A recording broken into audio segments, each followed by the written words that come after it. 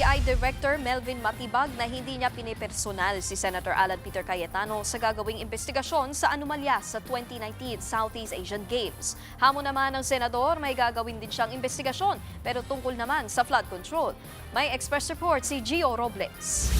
Kung wala kang kasalanan, bakit ka matatakot? Nanindigan si NBI Director Melvin Matibag na walang dapat ikatakot si Senator Alan Peter Cayetano sa investigasyon ng NBI sa pondo ng 2019 Southeast Asian Games. Ayon kay Matibag, mandato ng NBI ang magsagawa ng investigasyon kapag may dumating na reklamo o ebidensya. Sentro ng investigasyon ng NBI ang Philippine Southeast Asian Games Organizing Committee o PhilGOC na isang non-government organization o NGO na inatasang mamahala sa operasyon ng 2019 SEA Games. Noong 2019, pinamunuan ang PhilGOC ng nooy House Speaker Alan Peter Cayetano bilang chairman. Yung PhilGOC nga dahil hindi siya nasubmit sa audit, this is about 2.3 or 2.2 billion pesos na pondo ng gobyerno na inilagay po sa PhilGOC. Iginiit ni Matibag na fact-finding pa lang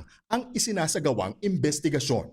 Sisilipin dito kung nasa ilalim sa audit at liquidation ang mga gastusin gaya sa uniforme, pagkain, allowance, biyahe at iba pang transaksyon.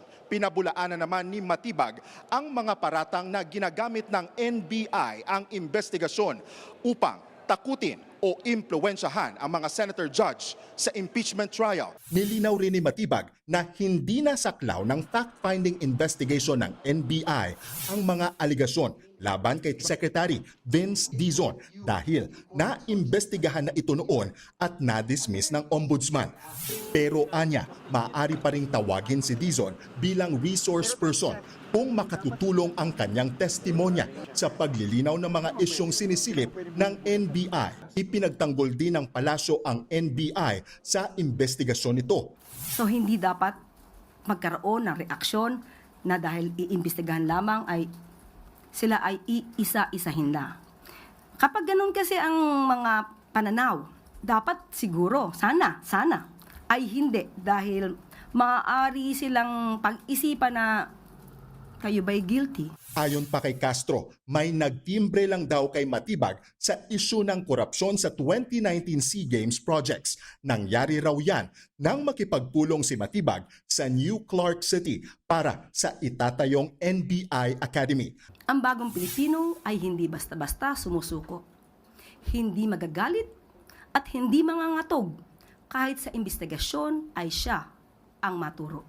Nang tanungin naman kung may mensahe si Matibag kay Senator Alan Peter Cayetano, Wala naman, pero katulad niya na palagi nagdadasal ay ipinagdadasal ko rin siya. At wala naman tayong balak na siya ay personalin o naman. sagot naman ni Senator Cayetano, Di kayo halata, ah. Slight lang, imbestigahan niyo yung Southeast Asian Games of 2019. Tapos, ako naman, 10 ng aming mga kasama na ngayon ay nasa minority, imbestigahan naman namin ang flood control. Deal?